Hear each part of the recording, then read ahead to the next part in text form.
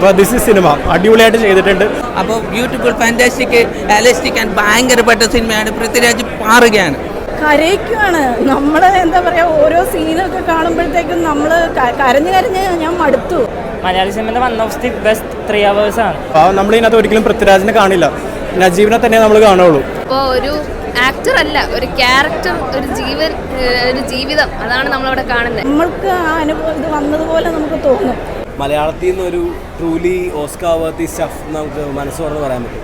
അപ്പോൾ ടോട്ടലി നമ്മുടെ ക്യാരക്ടറായിട്ട് emotionally attached ആണ്. അപ്പോൾ പുള്ളി കഥയൊക്കെ എല്ലാവർക്കും ഊഹിക്കാവുന്ന കഥയൊക്കെ തന്നെയാണ്, പക്ഷെ അത് എങ്ങനെ എടുത്തു വെച്ചിരിക്കുന്നു എന്നുള്ള രീതിയിലാണ് മാറ്റേഴ്സ്. എനിക്ക് Prithviraj as an actor or star അത് കാണാൻ പറ്റില്ല. നജീബ് എന്നൊരു ക്യാരക്ടർ മാത്രം കാണാൻ പറ്റും.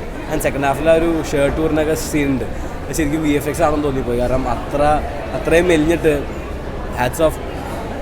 നമുക്ക് അവസാനം കാണുമ്പോൾ ഒരു ഗൂസ് ബംസ് ഫീലാണ് ശരിക്കും വന്നത്. ഇതെന്തായാലും തിയേറ്ററിൽ പോയി തന്നെ കാണണം എല്ലാവരും. നല്ല പടമാണ്, കിട്ടലും പടമാണ്.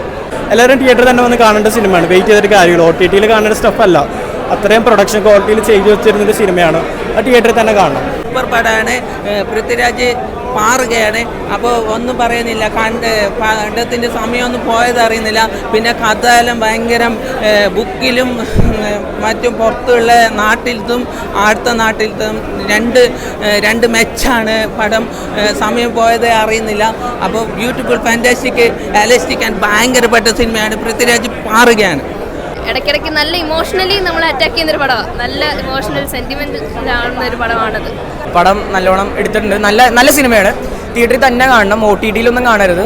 ബിക്കോസ് ഇതിൻ്റെ വർക്ക്സ് ഒക്കെ നല്ല ഹാർഡ് വർക്കോടെ അവർ എടുത്തേക്കണത്. തിയേറ്ററിൽ തന്നെ കാണണം. പിന്നെ പൃഥ്വിരാജിൻ്റെ ട്രാൻസ്ഫോർമേഷൻ അടിപൊളിയായിട്ടുണ്ട്. സീൻസും മ്യൂസിക്കും ക്യാമറ വർക്ക്സും ഒക്കെ സൂപ്പറായിട്ട് എടുത്തിട്ടുണ്ട്. അപ്പോൾ എൻ്റെ അഭിപ്രായത്തിൽ നല്ല ഒരു 100% 101% കൊടുത്തൊരു പടമായിട്ട് എനിക്ക് തോന്നിയുള്ളൂ.